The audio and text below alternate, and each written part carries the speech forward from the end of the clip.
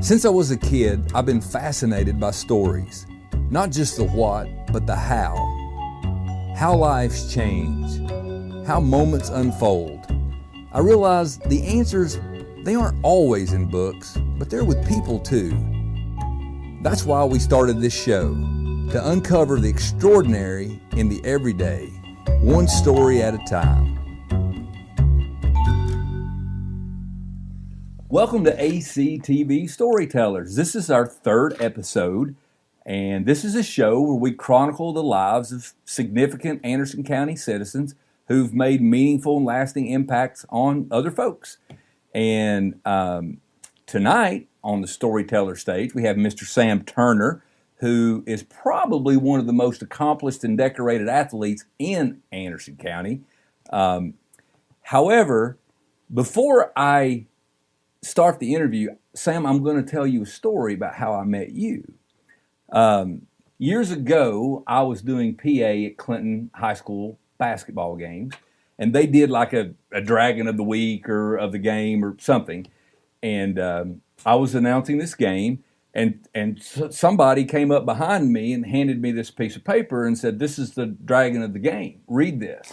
And so I started reading through it, and it was just like accomplishment after accomplishment after accomplishment on the world athletic track and field stage.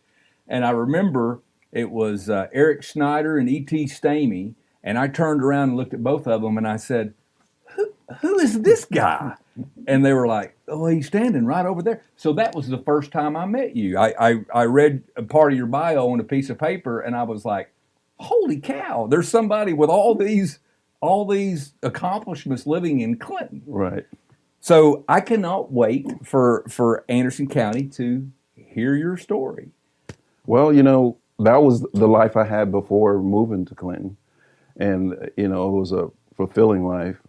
And now my life as a store manager, that's what I consider myself as a store manager now. Because, when you're growing up and you're pursuing an athletic career, you realize that you're not going to be able to pursue that your whole entire life. So you prepare yourself for your future. So basically, I that was something I achieved at a younger age, and very proud that I've achieved that. But my success as a store manager is what I really hang my hat on. Brains last longer than knees, don't they? Yes. Well, let's just start. I know it may surprise some folks, but talk about, you didn't grow up in Clinton. You grew up in a farther more sophisticated place than Clinton, Tennessee. Talk about your childhood in L.A. and what growing up in Southern California, what that was like for you. Well, I grew up in South Central Los Angeles. I grew up in Compton. Compton is known for rapping. You got Snoop Dogg, Eazy-E, Suge Knight. There was a lot of that influence going on during that time. And then, of course, there was a lot of gang violence. So growing up, I knew as a young man that if I didn't get involved in sports, I was going to end up in some type of gang affiliations of some sort. And being an athlete got you a get out of jail free card. And pretty much, if you were an athlete, the gangs didn't bother you because you were looked at as a good athlete, and so that kept you out of trouble. Now, when you were growing up there was you had some pretty important kids that were in your neighborhood. Yes. That you played ball with, athletics. Who were some of those folks? When I was in high school, I had both Eddie and Richard Murray. They were both baseball players. Hall of Famer for the Orioles. 500 home runs, 3,000 hits. Yeah. And as a kid, Muhammad Ali would come and visit the Bingham family that lived on my block. Howard Bingham was his personal photographer. So he would come and play football with us out in the street. So, all we knew was we were surrounded by just a plethora of good athletes. Mm-hmm. So, to run around in that crowd, you had to develop your skills at some particular point in time. I would say so, and so in my crowd, it was mostly football, baseball, and basketball. I chose track. Right. Right. Well, how did the environment of Los Angeles and your experiences there, how did that shape who you were? I knew firsthand that if I didn't get out of the gang environment, if I didn't find something either academically or athletically, that I would succumb to probably some of the situations that happened to some of my relatives and close friends, getting involved just because, being a victim of the environment that you're in. So I chose to stay in the athletic circle, which paid off for me in the long term. Right. So, how did athletics become a major part of your life? I mean, how did you develop that love and that interest for that? Did you just inherently realize you were a good athlete, or did somebody coach you? How did that happen? When we were growing up, nowadays they have a medical definition for extra or kids that are extra active. They give them ADHD, yeah. medication. I believe I was one of those kids because I just had to do something all the time, and I was always competing in football, baseball, basketball. There was something that I always had to be doing something. So, and we didn't have internet or social media back then. So all of our energy when we were growing up as kids was on some kind of playing field, participating in sports. Right. So, who were some of your biggest influences? Who or what were some of the things that influenced you the most as a kid? Muhammad Ali, being the world champion boxer he was, and me being a kid, and him coming to visit and play with us in the street, that first of all impressed us. Here's this bigger than life athlete, and we're out in the street. He was Cassius Clay. Cassius Clay, yeah. And so we're playing with him, and like I said, Reggie Smith and some of the other professional athletes. Marcus Allen, yeah, and the different ones. That's quite a pickup game you got there. Yeah, you get to see different people, and you get to perform at a different level. So when you do go and participate on a team, you're better than you thought you were. Right. If those guys are who you have in your pickup game, exactly. I imagine if you didn't get better, you didn't get to play. You didn't get to play. Yeah. So, how did you first get involved in track and field, and what inspired you to choose that sport as opposed to football, basketball, baseball? Initially, track and field, 68 Olympics. When I watched the 68 Olympics, there was one significant event that happened. Tommy Smith and John Carlos. Tommy Smith won the 200 meters. And he stood on the podium and raised his fist up in protest. And there was a whole bunch of hoopla around it. But the one thing that impressed me was that he won that particular race as an individual. Mm-hmm. And so that's what I seen as something that I wanted to do. If I'm gonna be on a podium, I want to be there as an individual. In team sports, it's fun to go as a team, but when you can achieve that goal as an individual, that's saying a lot. Right. So as you began to move into this track and field world, when did it dawn on you? When did the light come on and you looked in the mirror and said, I'm pretty good at this? Well, it happened in 1977.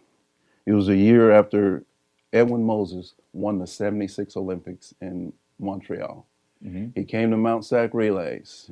Myself was a sophomore, and I was put in that race. I was slated in lane 1, and I remember my dad coming home, and they had showed the lineup in the newspaper what athletes were going to participate in this race with Edwin Moses, and I happened to be in lane 1, and my dad said to me, he said, I should feel blessed that I had the opportunity to participate in the race, and that whatever I do, he'd be proud of me. Right. And I told him I was going to win that race, and he said, well, whatever you do, I'm going to be proud of you. And so when I went and we lined up on the start gate to run that race, I took him to the finish line, and that was a photo finish race that it took them about an hour or so to come back to tell us who won the race. Mm-hmm. So I'm interested today to see that photo because it took forever for them to come announce who won the race. So for them to take that long, the Olympic champion and some unknown hurdler out of nowhere, that was when I knew that I had touched the threshold. And when I came to visit you at your home, you showed me that picture. Yes. And I can see why it took so long for them to make it because if you look at it one way, it looks like you hit the tape first. Yeah. And then if you look at it another way, who knows? But that was, I can imagine if you're running neck and neck with Edmund Moses, I guess if you would realize I'm pretty good. It would be nice to get an opportunity to see that race, because it was a controversial finish. Mm-hmm. But they never ever in history mentioned that Edwin was taken to a photo finish. They always said he was undefeated. Right. They never mentioned that race. Where did you get that picture? There was some photographer that took it that was at the race, right? And so it's not a secret. There's other people that have copies of that, right? So I would be interested to know what the end result of that was.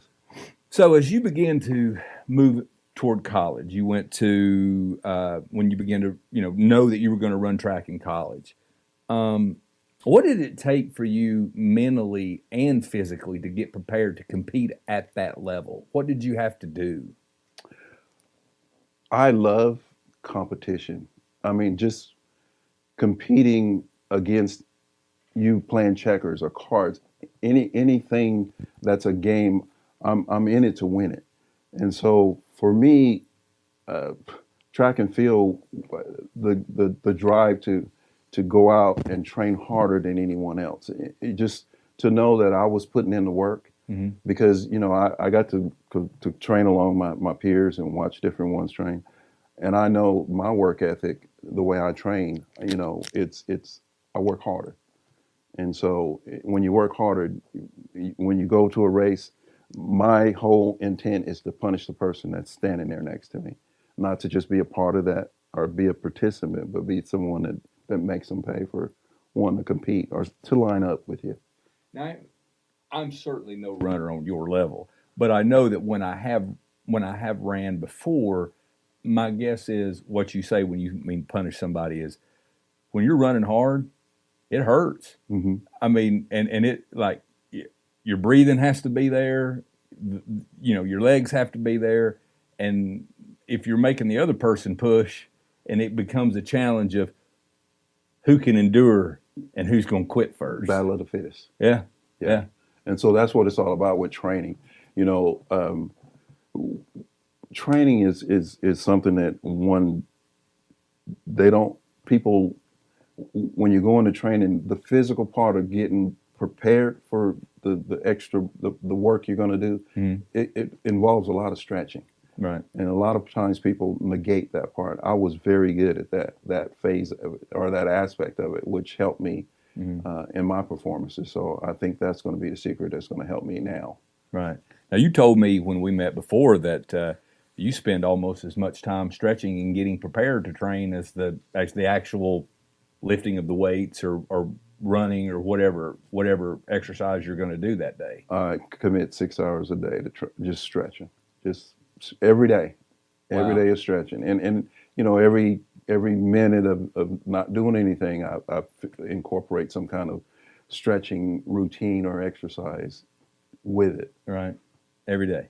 Every day, ever since I've started this journey. Now, when I was working, I wasn't pursuing this dream. Right. The whole time I worked. It wasn't until I retired. Right. That I started on this dream. Right. This mission. So let me ask you this: who were some of the athletes or coaches who inspired you and helped you develop as an athlete? Did you have a coach, or were you self-trained? How did you do that? Well, that's where I have to give credit to my ex-wife. My ex-wife, Kim Turner, mm-hmm. was my coach. She was a sprinter also at one particular time, and a world record holder in the indoor mm-hmm. Running. So she had a extensive track career. So she helped me along with she knew about training, and she knows about the routines of exercise and massaging and just doing everything that I needed from a trainer. I got that from her. Okay. So you're competing in high school, realize you're getting good, and you're transitioning to Cal State LA, where you ran track collegiately. What was that like for you, moving as a high school kid to moving into competing with college international athletes? What was that like? It was fun. It was challenging. It was intimidating. I remember my first day being. We went on a tour with the coach had a senior member of the track team take us around and show us the gym and where we go get dressed and get ready for track. Anyway, I was looking at some of the records on the board, and I was naming which record that I had planned to break. And it just so happened that one of the senior guys from the track team was behind me, and he heard me, and he just went off on making ridiculing me over, Right. hey, you see this freshman over here, he's talking about all these records he's going to break. And he made me feel this big. Right. And his name was Larry Rawls, and he was like a top sprinter at one particular point in time in his career when he was in high school. I remembered him. Mm-hmm. And so he made fun of me that particular day, but I everything that I said that I would do, I was able to accomplish in my time there. Well, when I was doing some research on you before, actually, this is after you and I met at your home and talked. You're in the Cal State LA Hall of Fame, and you still hold most of the track records at that school. Still.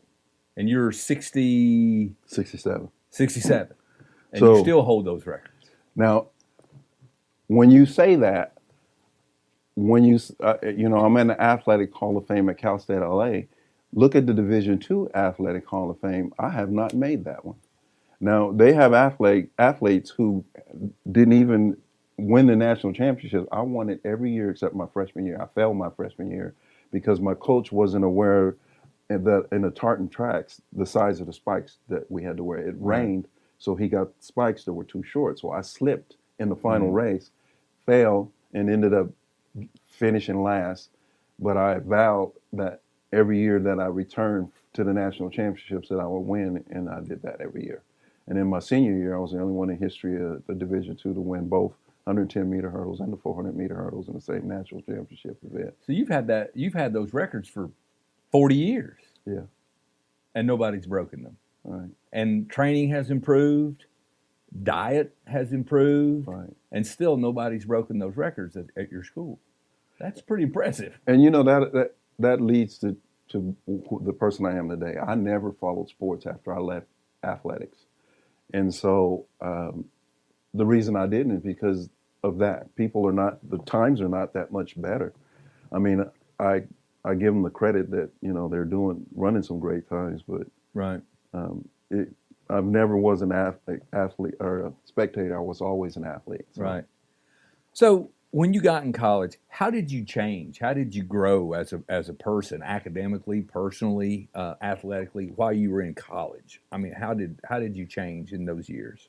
Well, the one thing that I learned was when I got to travel to other countries, I realized how we weren't, as Americans, we weren't accepted by it. I mean, to go over to Hiroshima and to go into towns where the people were, paralyzed from the results of the bomb that were dropped, they didn't like Americans. You go to Italy, Mussolini, they didn't like Americans. You go to Germany, we were in the bars, and we got to, when you think about this, I want you to think about this. We have military bases all over Europe, in other countries. How many countries are in the United States in a military base? From France, Germany. How many bases are set up here? I'd say 0. 0. And so we're over in those other countries, and those people over there don't take too highly to you. So you got to learn how to navigate, Right. and not be characterized or profiled in a certain light. So you go over there and you got to represent. Now, how old were you when you started competing internationally? 17. 17 years old. Yeah. At that time, you wouldn't even been able to drive yet. I spent my 17th birthday, I was in Rome, Italy. Yeah? Because I believe... No, 17. 75. 75, I was 17, 76. I So believe you had to be 18 at that 18, I was time to 18. drive, so you wouldn't have been able to. Yeah. You were competing internationally, and you weren't able to drive yet. Right. Couldn't buy beer, Nope. and you're competing on an international level stage. Mm-hmm. How did you handle that as a teenager? I didn't see a competitor as being a it was, if you got on the track to compete against me, it was just a battle, and so it was always a battle of who can win this So either fight. you could run or you couldn't. Exactly. That was it. I didn't have any fear. Like now, it's like every day in life, you just take your challenges and try to whip your challenges. Well, athletics is not the only thing in your life that's pretty significant. We talked about growing up in LA and what you've experienced internationally, but your family, very instrumental in the integration of Clinton High School following the 1954 Brown versus Board Education decision. Can you talk about your family's involvement in the Clinton 12 and the integrating of Clinton High School and how your family was involved in that process? My grandmother was very instrumental. Her and some other groups of mothers and fathers that they were sending their kids to school in Austin, East and Knoxville. Mm-hmm. And my grandmother had 14 children, and she knew in sending them to Austin East, they had to pay a tuition to go there. And she knew that she wouldn't be able to send them all to school and pay for it. And so that sparked that movement at that particular time. And two of my aunts, Alva J. McSwain and Regina Smith, were a part of that Clinton 12 group. Mm-hmm. And my grandmother, Rosa Parks, and other community leaders took those young people and took them to camps and trained them and schooled them on how to conduct themselves in a nonviolent way, mm-hmm. to be able to pursue going to the school once they got that opportunity, once the ruling was made. Right. And so once that happened, as a result, you see what it caused. And so sure. The one thing that it did for the family is, the family ended up having to move away, because after that happened, they put a bomb in a trash can, or they bombed the high school, but sure. They had put a bomb on the hill at one point in time, and they were able to find it before it went off. Right. And so at that particular point in time is when my grandparents made the decision that they were going to leave Clinton with mm-hmm. the kids and not have to deal with all of that. So right. Prior to them leaving there, my mom and dad had left with me. I was conceived here. Mm-hmm. And so I was born in California. And when mom and dad left and got established, that's when the rest of the family moved to California to get away from everything that happened here. Right. The sad part to that is like moving all of the kids to California to save them from the KKK here.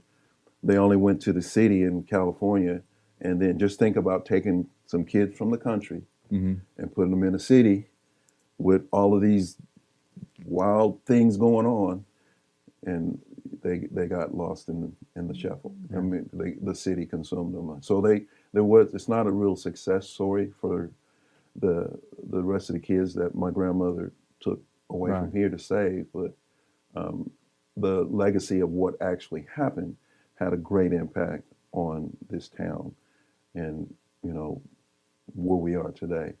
Well, one of the questions I want to ask you, and you just kind of answered it, was, we know, those of us who live in the area know and have read about the impact that the Clinton 12, what happened at Clinton High School with the bombing, the impact it had on our community. But you don't often get a chance to talk to somebody and how that impacted their family mm-hmm. personally, yeah. the personal impact of that. Right. Because from my aspect, I'm 54, and from my aspect, it's history books, mm-hmm. reading old newspapers. There's the video out about that I've seen in school, even when I was in school, about the Clinton 12. But I really haven't had a chance to sit down and talk to somebody and say, hey, how did this impact you, personally? It didn't until I found out about it when they were trying to save the museum or when they were trying to save the high school. My parents and our family never talked about any of that stuff. I never knew about it until I was living here. Really? They never spoke of any of that stuff ever. Wow.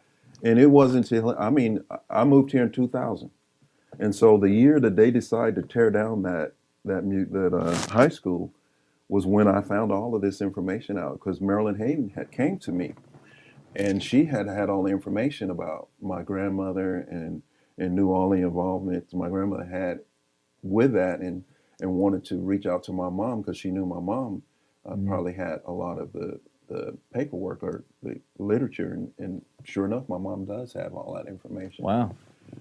How does that make you feel personally to know how instrumental your family was in a difficult struggle, but a meaningful, significant struggle? It pretty much makes my life come full circle because it helps me to understand why I'm here. I never understood, as you journey through life, you never understand how you end up in a place. And so I never understood why I was so attracted to Clinton. Nothing I came here in 1968 in sixth grade, fell in love with the place. I just literally fell in love with it.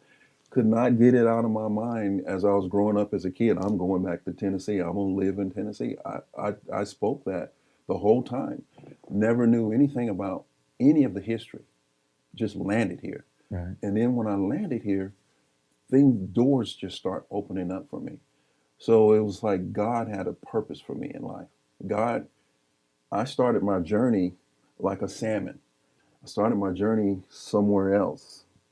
I started my journey here, but I was born and conceived somewhere else. But then I came back here to finish my life off. And so that's the way I see my life now is a journey. And so I embrace that, like every day I look at it, it's like I have a purpose. What my grandmother worked so hard for, I'm here to continue that legacy. You can do more by showing people than you can by telling them. So to tell people, hey, I'm gonna go and pursue this, or I'm gonna achieve this record, you can have a goal, but if you keep it internal, nobody will ever know it but you. But if I tell you what I'm going to do, and then I go achieve that goal, then what do? I make you a believer. I'll make you someone who wants to set goals for yourself. Right. So I have to ask you, I've got to know this for myself. How in the world, like when you lived in L.A., and then you leave L.A. and you come and you live in Clinton, Los Angeles is a little bit different than Clinton, Tennessee. As a kid, how did you make that adjustment? God's country. This is God's country. When you can come somewhere and feel comfortable at home. I mean, everywhere around here, people wave at you. People speak to you. You know where road rage started? Where it came from? It came from the West Coast. That's where it came from. It ain't here. I told you, I think when we were at your house, I told you my first time that I ever went to LA, I'd never been there. I was like, I don't know, 20 or something. And we went out to see some baseball games that we were going to see. We had tickets to see the Dodgers. We had tickets to see the Padres. And foolish, thinking everything was like here, I got in a car. We were going to go from L.A. to San Diego to see the Padres play at a night game. Well, we got on the road early because we wanted to go down and see batting practice and see the city and all that. I think it took us about 2 hours and 20 minutes to get from L.A. to San Diego. And I think on a normal day at the interstate, it's about a 30-minute drive. Right. And we sat there. And when you're paying the kind of money they're paying in L.A. for gas, and you sit there and burn it out on the interstate, I can see why people would be upset. Yeah. I mean, we were just like, and I think if I remember correctly, I think there was 8 lanes of traffic on one side and 8 lanes of traffic on the, and there's 16 lanes of traffic and no one's moving. Exactly. We all just sit there. The express lane on the top, what do you call it, the diamond lane. Yeah. And I was like, we don't have one of these in Anderson County. It generally doesn't work that way. I can imagine that would be just a wild experience for a kid Mm-hmm. to go from those two extremes. Yeah. I don't know how I would have adjusted. So anyway, you moved back home to Clinton, and what was it that attracted you about Food City and going there? How did that become a destination for Well, you? I had a career in the grocery industry. I had worked for Albertsons for like 14 years before I moved here. And when I moved here, my intent was to get involved in home remodeling. Doing, I'm gifted with my hands. And my wife, the first day we were here, we came home and the house was infested with all kinds of bugs and stuff. So she went down to Food City to get some bug spray, and she comes back and says she had a job. And so I stayed around the house working and trying to get the house up to speed for about a month, and then that's when I decided to go looking for work, and that's where I ended up. So. Well, I know that when you were managing the store, Food City was very involved in the community. Oh yeah. I mean, so what made you decide to do that? What made you decide to push for that sort of involvement from where you worked in the community? Well, that's the kind of company Food City is. They're all about family and the community, and that's what I enjoyed about working with that company, is because coming from the West Coast and having the experience in the grocery industry like I did, I had the opportunity to see a whole bunch of diversified uh, uh, products that I felt would be good to incorporate here. Because when I came here, the store that they built for me here in Clinton was just a little bitty old building, and we barely carried anything. And when I started working there and changed the conditions of the store and was able to fill it up and start making some improvements on the, the stock levels in the store, that's when the customers started coming. And I was offered earlier on the opportunity to get into a managerial program. I refused it initially because, I had just moved from Vegas, and I was used to lights and streets and concrete, and then at night here, all you got is uh, dry, a whole bunch of mountains and no. Katydids making noise Yeah, outside. it's when it gets dark here, it goes dark. Yeah, yeah. So that took a little getting used to. Yeah. Well, I have to tell you the story. It's kind of a part two of when I met you at that ball game. So my mother's 84 now, but when I left that game, I was visiting my mom, and I said, "Hey, Mom," I said, I was working this game at Clinton High School, and I said, they have this guy they introduced, and I was going through it. And she said, "Yeah, I know Mr. Turner." She said, "Mr. Turner, he's the manager at Food City." And she said, "He's fantastic, because my mom's 5 foot tall." She said, "All those things they put on the top shelf? I can't reach any of them, and Mr. Turner always comes and gets those for me." And so she was a big fan. She knew you before I did. Oh, well. And she was super impressed. So you kind of talked about the changes that you made at Food City. Talk about the relationships that you built there with your customers, because there's more people than just my mom that have Mr. Turner stories when you were working at Food City. Well, again, when you think about the Clinton 12 situation, a lot of those people were here during that time, and they knew my grandmother, they knew my family, and so when I came here, I was well received. I mean, I was fortunate enough to be given a store to run in the community in which I live in, Right. and so that's unprecedented. And I have to thank Mr. John Jones for Food City. He's the one who put me at the store. And the one thing that I made him promise me is that as long as that store was profitable, that I would get to run that store. And so I got to run that store for 19 years. Right. So That's fantastic. So we've got you up through Food City, and you're retired now. But the goals for you, they're not over. And you've got something that you're shooting for now in, I think, 2028. Can you talk about that a little bit? 2028 Senior Olympics. You know, in my career as a store manager, and like I said, I've been with Food City for 25 years, and in 25 years, I've seen a lot of my customers that would come in, and as they aged, their kids move on and go on into their own lives, and those customers will continue coming to shop in the store. And then there were times that they would come in and it would be disoriented. So as they aged, they would get to the point where they'd have Alzheimer's or some type of medical condition where they would be disoriented or lose concept of how much time they spend in the store. Mm-hmm. And so we would end up on a couple of occasions calling the law enforcement or calling to try to find someone to come get them and find out that their kids are in another state. They're at home on their own and Right. suffering from whatever ailment they might have. And I always said to myself, if my parents ever fell on those type of situations and that type of situation, I would give up my career and go take care of them. And that's basically what I did. So in doing so, I got an opportunity to spend the last 5 months of my dad's life with him. And in doing that, it gave me an opportunity to realize that watching him lose his life, you know, because he had a leaky heart valve.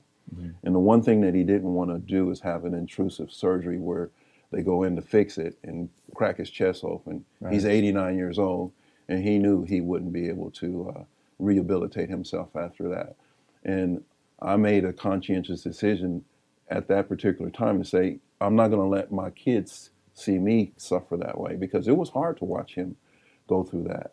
But it was at such a late, you know, it's 89 years old. They found it when he was in his mid 80s, but you know, it was beyond the point of him doing something to fix it. Right. So that's when I made a decision. The one thing you say to yourself, a lot of times you'll hear people talking and saying, if I had a chance to go back and do this over again, Mm-hmm. how would I do it? Right. Guess what? I get a chance to go do it over again. So I know how I'm going to do it. I'm going to be smart. I'm going to take care of my body.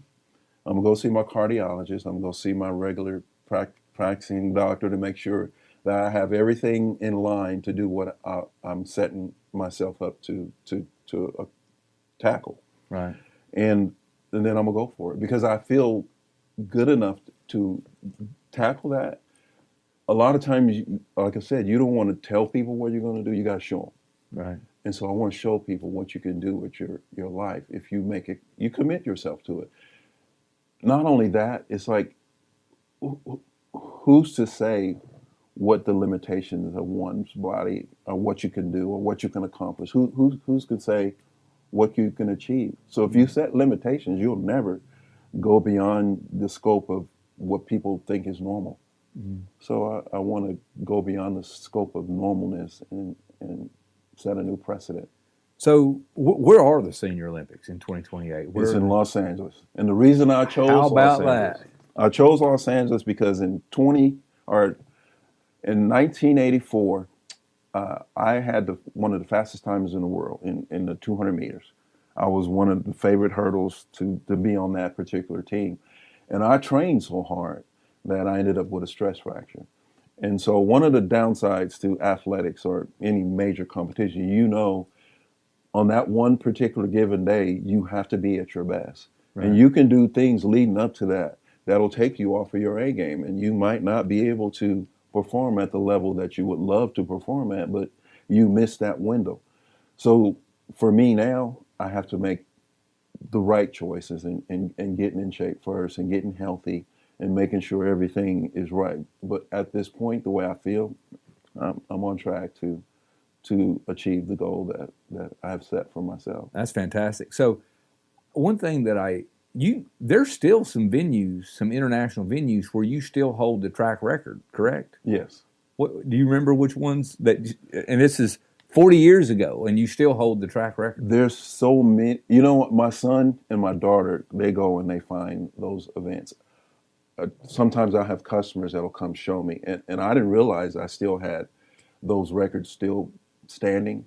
So, you know, I'd like to set a record for a 67-year-old me in the track and field world. You know, it's like you said, How many people you know have their own Wikipedia page?